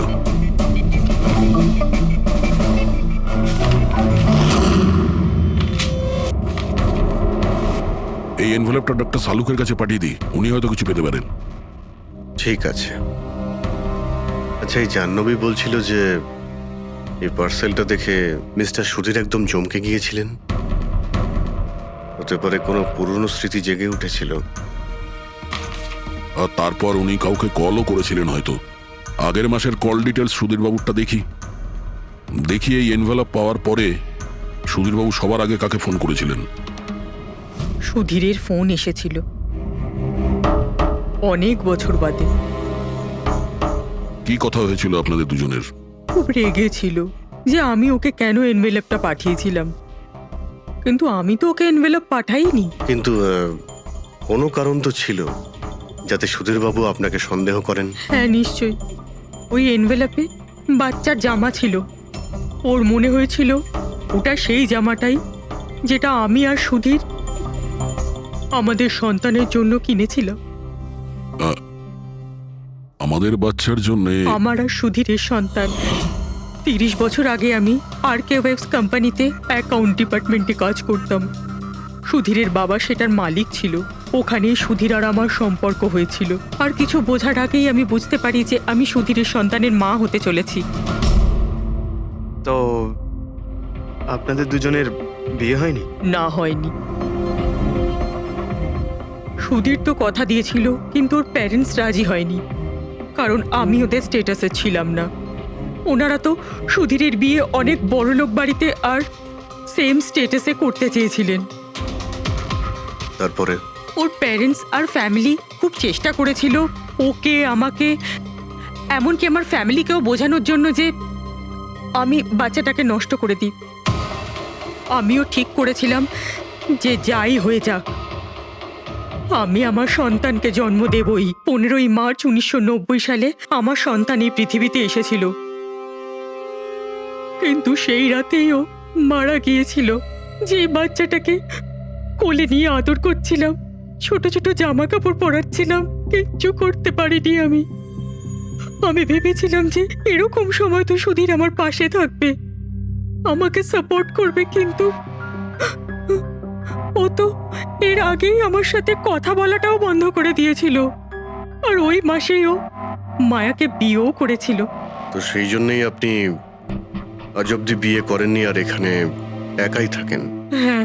সুধীরবাবু আপনার সঙ্গে যা যা করেছেন তার জন্য খুব কষ্ট হয়েছে আপনার হয়তো।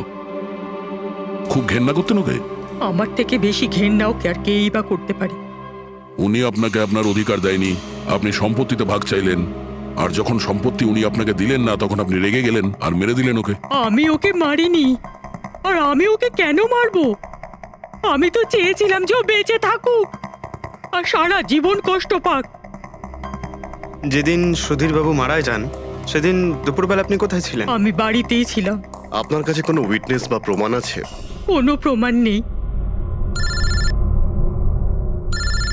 হ্যালো, হ্যাঁ স্যার। ওকে স্যার, হ্যাঁ এখানেই আছেন, আমি বলে দিচ্ছি। হ্যাঁ, ইয়েস স্যার। স্যার সালুমকে স্যার ফরেন্সিকে ডাকছেন তাড়াতাড়ি, বলছিলেন যে কিছু দেখাতে চান। ওকে। শুনলে তো বিশ্বাসই করতে পারবে না বস। ওই এনভেলপটাকে যখন আমি ভালো করে পরীক্ষা করলাম তাতে কোনো ফিঙ্গারপ্রিন্ট তো পাইনি, কিন্তু ওই এনভেলপ থেকে আমি ডিএনএ এর জন্য স্যাম্পল পেয়ে গেছি। যে ওই চিঠিটা পাঠিয়েছে সে মনে হয় মুখ দিয়ে থুতুর সাহায্যে ওটাকে সেঁটে দিয়েছে। আর এইভাবে ওই এনভেলপ থেকে আমি স্যালাইভা স্যাম্পল পেয়ে গেছি, যার থেকে ডিএনএ টেস্ট করতে পারবো। কিন্তু ডক্টর ডিএনএ টেস্টিং এতে তো 4 থেকে 6 সপ্তাহ লাগবে। হ্যাঁ, আর আমি 5 দিনের জন্য যাচ্ছি দিল্লি এক কনফারেন্সে। কিন্তু তার আগে আমি কিছু প্রাইমারি টেস্ট করিয়ে নিয়েছি। তো স্যার আপনি এই টেস্ট থেকে কি পেলেন? এই টেস্ট থেকে আমি জানতে পেরেছি যে এটা যার ডিএনএ হোক না কেন, তার ডিএনএ সুধীর বাবুর ডিএনএ এর সঙ্গে ম্যাচ করছে। কি? তার মানে এই যে তার মানে হচ্ছে এইটা যে এই চিঠিটা পাঠিয়েছে সেটা সুধীর বাবুর কোনো রক্তের সম্পর্কের লোক।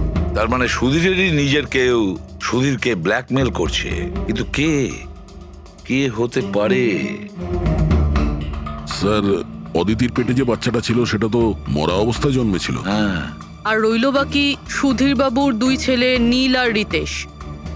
ওরা দুজন আবার সুধীর বাবু আর অদিতির গোপন রহস্যটা জেনে ফেলেনি তো? হতে পারে তার জন্যই ব্ল্যাকমেল করছিলেন, বাচ্চাগুলোর পোশাক পাঠিয়ে। আচ্ছা স্যার, ওই যে বাচ্চাদের পোশাক পেয়েছিলাম, ওগুলো কি সত্যি পুরনো নাকি ময়লা টয়লা করে পুরনো দেখানোর চেষ্টা করা হয়েছে? আমি ওগুলোকে স্পেশালাইজড ল্যাবে পাঠিয়ে দিয়েছি চেক করার জন্য, তাড়াতাড়ি জানা যাবে। আচ্ছা পুরবি সুধীর বাবুর ছেলের ব্যাপারে কি জানতে পেরেছো? কি করতো?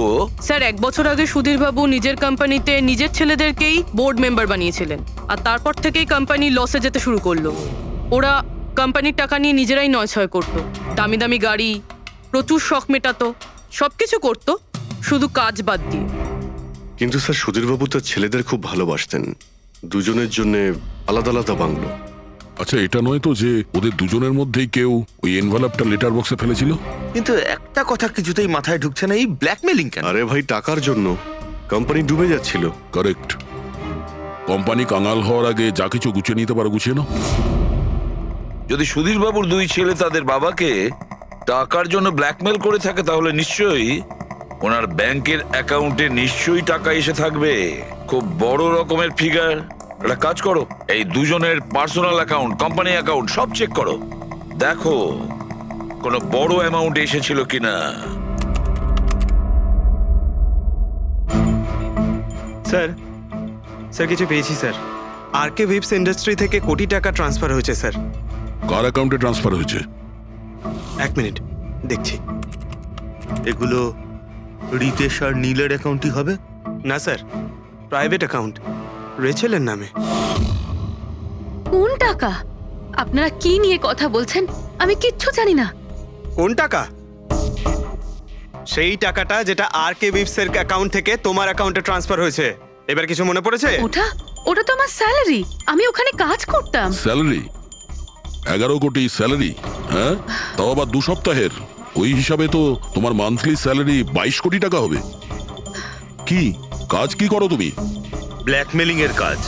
তুমি আর রিতেশ দুজন মিলে সুধীর বাবুকে ব্ল্যাকমেল করছিলে। দেখো রিচেল, আমরা খুব ভালো করেই জানি যে তুমি আরকে কোম্পানিতে একদিনের জন্যও কাজ করনি। এবার পরিষ্কার করে সত্যিটা বলবে নাকি? রিতেশ কিন্তু আর নেই, তাই যত শাস্তি সব তোমাকেই কিন্তু পেতে হবে। ব্ল্যাকমেলিং আর এক্সটর্শনের শাস্তি জানো তুমি? আমি কাউকে ব্ল্যাকমেল করিনি। তাহলে সুধীর বাবু কি তোমাকে 11 কোটি টাকা এমনিই দান করে দিলেন? সুধীর আঙ্কেল তো ওই টাকা ট্রান্সফারই করেননি। তাহলে কে করেছিল? আমার বয়ফ্রেন্ড রিতেশ। ও আমাকে বলেছিল যে ওর কোম্পানির টাকা ও কিছুদিনের জন্য অন্য কোথাও রাখতে চায়। অন্য কোথাও? কেন জানি না, আর আমি জিজ্ঞাসাও করিনি। তুমি রিতেশকে জিজ্ঞাসা করনি, আর যখন রিতেশ মারা গেল তখন পুলিশকেও বলনি। আমি ভেবেছিলাম যে রিতেশ তো আর বেঁচে নেই, তাই তাই টাকাগুলো আমি রেখে দিই। কেউ কি করে জানতে পারবে? কিন্তু সুধীর বাবুর ফ্যামিলিকে মারতে পারে কারা? পরি তো ভিডিও বানাচ্ছিল, আর জাহ্নবী অসুস্থ ছিল, আর জগন্নাথ নিজের ফ্যামিলির সঙ্গে ফিল্ম দেখছিল। কিন্তু অদিতির ব্যাপারে আমি কিছুই বুঝতে পারছি না। কিন্তু কে হতে পারে যে সুধীর বাবুকে এনভেলপ পাঠায়, ওই প্যাকেটটা পাঠায়? সে কে? ওর নামটা সুধীর বাবু উইলে লিখতে চেয়েছিলেন, কিন্তু লেখেননি। সে কে?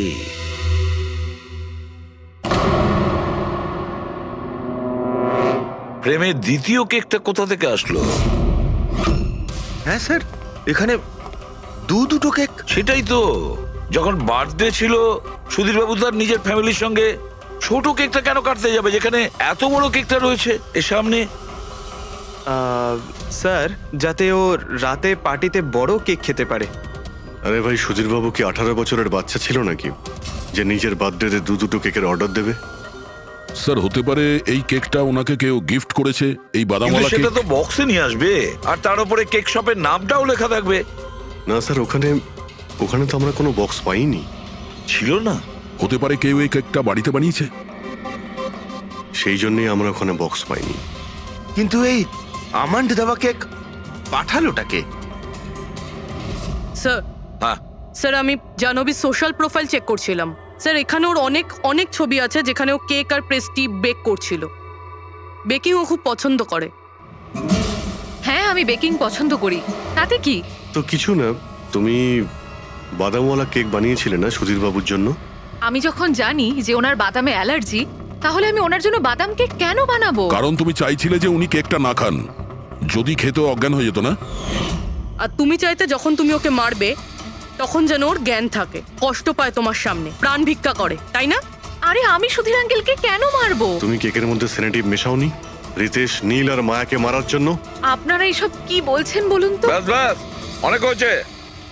তুমি বলেছিলে না যে ওই দিন তুমি অসুস্থ ছিলে আর বাড়িতেই ছিলে? কোথাও তুমি যাওনি। তুমি পার্টিতে কিভাবে গিয়েছিলে কিনা পার্টিতে? আমি সত্যি 2-3টে পর্যন্ত ঘুমিয়েছিলাম। তারপর ঘুম থেকে ওঠার পর আমার মনে হলো যে আমি একটু বেটার ফিল করছি, আর তাই আমি পার্টিতে চলে যাই। এতে আমার কি অন্যায়? তুমি যদি রাত 2টো থেকে 3টে অবধি সত্যিই ঘুমিয়েছিলে, তাহলে 2:30টার সময় যখন সুধীরবাবু মারা যান, তখন তোমার মোবাইল ওনার ঘরের সামনে গেল কি করে? দেখো জাহ্নবী, মিথ্যে বলে কোনো লাভ নেই। আমরা তোমার মোবাইলের রেকর্ড চেক করে দেখেছি। যে সময় সুধীরবাবু মারা যান সেই সময় তোমার ফোনের লোকেশন ওনার বাড়ির কাছেই ছিল। এবার সত্যি বলবে নাকি আরো টাইম ওয়েস্ট করতে চাও? আমি আর নীল একে অপরকে ভালোবাসতাম। আমরা ভেবেছিলাম যে নীলের বাবার বার্থডে আমাদের কাছে একটা ভালো সুযোগ ছিল ওনাকে আমাদের ব্যাপারটা বলার, আর সেই জন্যই আমি ওখানে যাই। ওখানে গিয়ে নীলকে অনেকবার কল করি, প্রায় 1 ঘন্টা ওখানে ছিলাম আমি, কিন্তু নীলের কোনো কল আসেনি। আমি ভেবেছিলাম নীল হয়তো সময় পাচ্ছে না আমাকে কল করার। মিথ্যে কথা। তোমার মনে হয়েছিল নীল তোমাকে ঠকাচ্ছে, সেই কারণে তুমি ওকে আর ওর পুরো ফ্যামিলিকে মেরে দিয়েছো। এই আপনারা কি বলছেন বলুন তো? আমি বেকিং করতে ভালোবাসি, তার মানে তো এটা নয় যে খুনটা আমি করেছি। ইন্টারনেটে রেসিপি দেখে তো যে কেউ কেক বানিয়ে ফেলতে পারে। কেক বানানো কি এমন কঠিন কাজ? আর রিতেশের গার্লফ্রেন্ড রেচেল, ও তো বেকিং করে। আপনারা ওকে কি কেন কিছু জিজ্ঞেস করছেন না? সবাইকে জিজ্ঞেস করবো আমরা। ডাকো সবাইকে। ভীষণ ইন্টারেস্টিং কেস এটা। এরকম খুব কম হয় যে এতজনের কাছে একটা লোকের প্রাণ নেওয়ার জন্য সুযোগও আছে আর মোটিভও আছে। আপনারা আবার? আরে স্যার, আমি কেন মারবো ওনাকে? আপনি নীলকে বিয়ে করতে চেয়েছিলেন, ওর ফ্যামিলির লোকেরা রাজি হয়নি। এ তো খুব বড় একটা কারণ খুন করার। আর সুধীর বাবুর ফ্যামিলির জন্য আত্মমর্যাদা, সোশ্যাল স্ট্যাটাস অনেক গুরুত্বপূর্ণ ব্যাপার ছিল। এর সবচেয়ে বড় এক্সাম্পল অদিতি দেবী। আর সুধীর বাবু এই নিজের সম্পত্তি আর স্ট্যাটাসের জন্য আপনার জীবন নষ্ট করে দিয়েছেন। তাহলে আপনার থেকে বেশি ঘৃণা আর কে করতে পারে? আমার কাছে পয়সার কোনো মূল্য নেই, আর না কোনো বিষয়ে রিগ্রেট। আফসোস তো তোমার হওয়ার কথা রাচেল। এখানে তো 5,000 টাকার জন্য মানুষকে খুন করে, আর তুমি তো বসে বসে 11 কোটি টাকা পেয়েছো। আর আপনি? আপনার হাতে তো সুধীরবাবু তার লাইফের রিমোট কন্ট্রোল দিয়ে দিয়েছিল। আপনি সবই জানতেন ওনার ব্যাপারে। এটাও জানতেন যে উনি ওনার গানটা কোথায় রাখেন। দেখুন, আপনাদের যা ইচ্ছে বলতে পারেন। আমি আপনাকে আগেও বলেছিলাম যে আমি সেদিন ঘরে ভিডিও ব্লগ বানাচ্ছিলাম। চাইলে আমার ফোনও চেক করতে পারেন। হ্যাঁ নিশ্চয়ই। ওই দেখি, জানা তো যাবে কিভাবে ভিডিও ব্লগ বানানো যায়।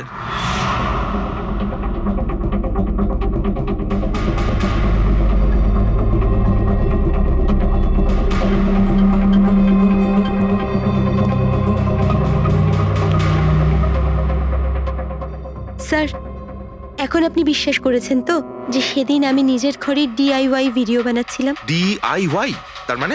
Do it yourself. স্যার, আমি প্রত্যেকদিন নিজের ইন্টারনেট চ্যানেলে মানুষদের দৈনন্দিন কাজের ইজি পদ্ধতি দেখাই। Do it yourself.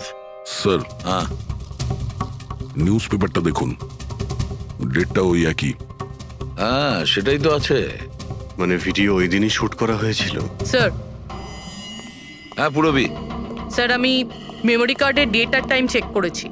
এই ভিডিওটা ওই দিনই তৈরি করেছিল, 2টো থেকে 4টের মধ্যে। আচ্ছা। আর স্যার পরির মোবাইল লোকেশন ক্রস চেক করেছিলাম আমরা, তাতে দেখলাম ও সেদিন বাড়িতেই ছিল। পুরবি একটা কাজ করো, এই 4 জন লেডিসকে আলাদা ঘরে বসাও। স্যার হুম। চলো।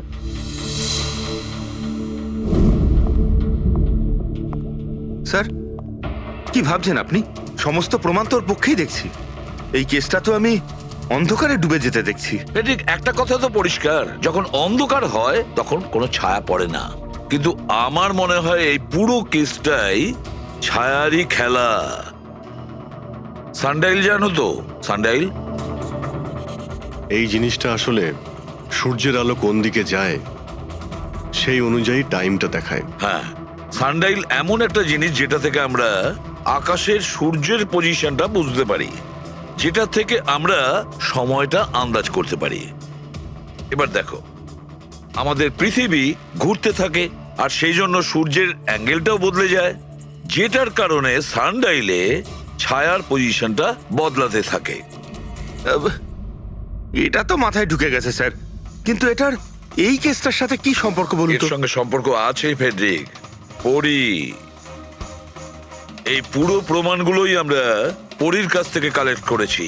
পরি সে এমন একজন কেউ পুরো এভিডেন্স গুলো ম্যানিপুলেট করতে পারে, মেমোরি কার্ডের ডেটটাও চেঞ্জ করতে পারে, পুরো এভিডেন্সেস কন্ট্রোল করতে পারে, কিন্তু সূর্যকে কন্ট্রোল পরি করতে পারে না।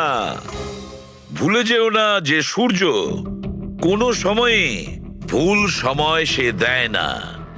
তার মানে পরি ভিডিওতে ডেট আর টাইম দুটোই চেঞ্জ করে দিয়েছে?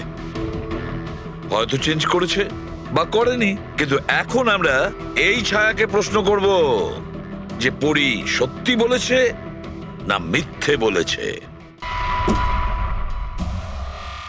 কারেক্ট, এই সেটিংটা একদম সেরকমই হয়েছে যেমন পরীর ভিডিওতে ছিল। আর রোদও সেই রকম আছে সেদিন যেরকম ছিল। শুধু পরীর জায়গায় পুরবি দাঁড়িয়ে আছে। স্যার, আমরা এখানে কি করব? আগামী 6 ঘন্টা পর্যন্ত পুরবীকে এইভাবেই দাঁড়িয়ে থাকতে হবে যেভাবে ভিডিওতে পরী দাঁড়িয়েছিল। আমরা এটাই দেখতে চাই যে যদি পরী সত্যি কথা বলে তাহলে 2টো থেকে 4টের মধ্যে পুরবীর মুখে ঠিক সেই জায়গা থেকে রোদ্দুর পড়বে যেমন পরীর মুখে ছিল। আর স্যার, যদি আমার ছায়া পরীর ছায়ার সাথে ম্যাচ না করে তো? তো দেখতে হবে। ক্যামেরা অন করো।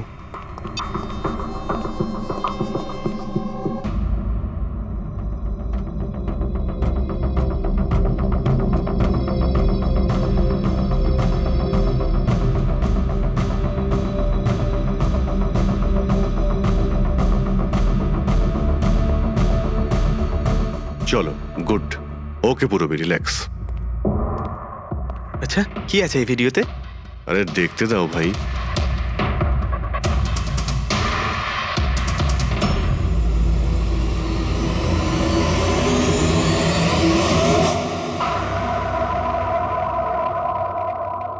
তো সকাল 11টা থেকে 1টার মধ্যে তুমি ওই ভিডিওটা রেকর্ড করেছিলে। আর তুমি খুব চালাকির সাথে ভিডিও ডেট আর টাইম চেঞ্জ করে দিয়েছো। মেমোরি কার্ডের ডেট আর টাইম বদলে দিয়েছিলে, নিজের মোবাইল ফোনটা বাড়িতে রেখে দিয়েছিলে যাতে আমরা ওখানকার লোকেশন পাই।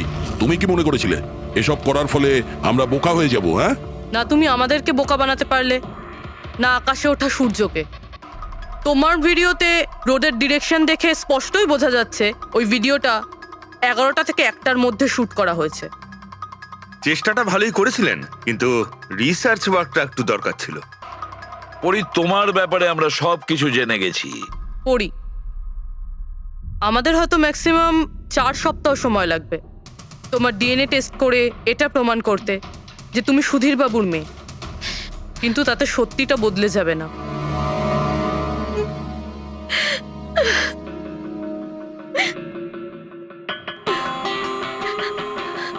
আমি ওনাকে মারতে চাইতাম না, একদমই মারতে চাইতাম না ওনাকে।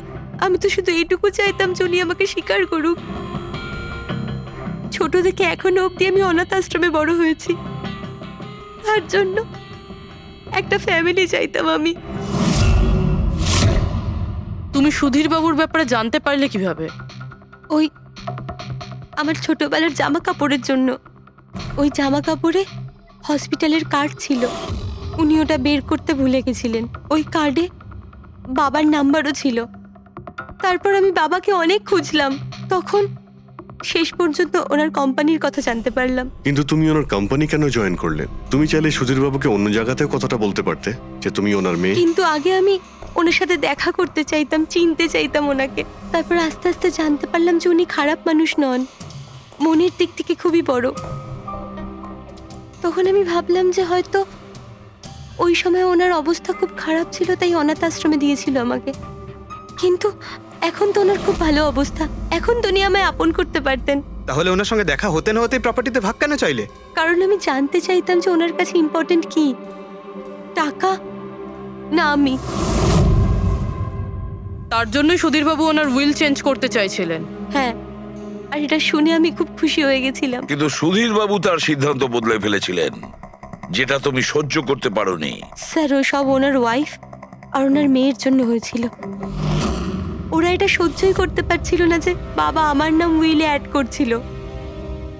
অর্থাৎ আরও একবার সুধীরবাবু আপনাকে মেনে নিতে অস্বীকার করলেন। হ্যাঁ, আর এইবারও ঠিক ফ্যামিলির জন্যই। উনি একদম বদলাননি, উনি একদম ঠিক আগের মতোই ছিলেন। সেলফিশ, সুবিধাবাদী, দায়িত্বজ্ঞানহীন। সহজভাবে নিজের ভাগটা পাননি বলে ওনাকে ব্ল্যাকমেল করতে শুরু করে দিলেন। না, আমি যখন ওনাকে প্রথম এনভেলপ পাঠিয়েছিলাম তখন আমার এরকম উদ্দেশ্য ছিল না। আর না আমি এতটাই বোকা যে এনভেলপ নিজের মুখ দিয়ে সিল করব।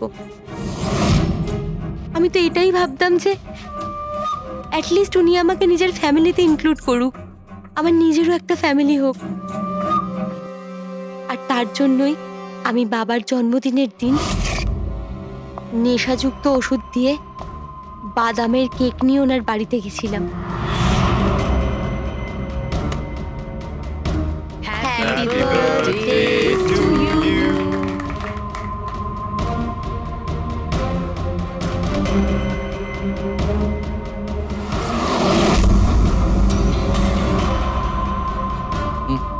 আমার অ্যালার্জি আছে।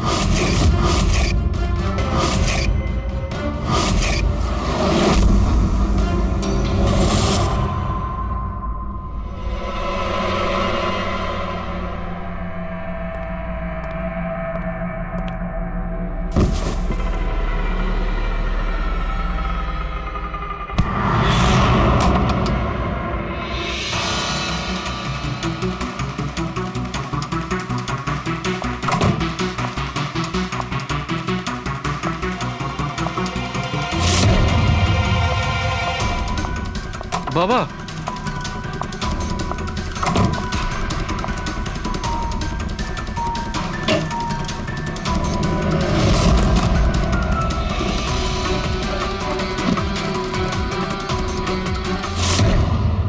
তুমি সুধীরবাবুর পুরো ফ্যামিলিকে মারতে চেয়েছিলে না? তোমার লক্ষ্য পূরণ হয়েছে। এবার তোমার সঙ্গে ওনার ফ্যামিলির লাস্ট মেম্বারও শেষ হয়ে যাবে। জেল যাওয়ার আগে আমরা তোমার সঙ্গে কারোর সঙ্গে দেখা করিয়ে দিতে চাই।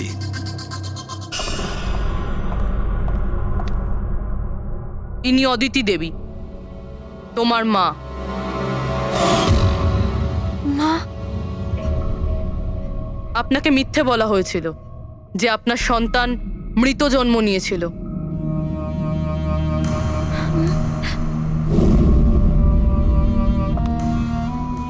মা?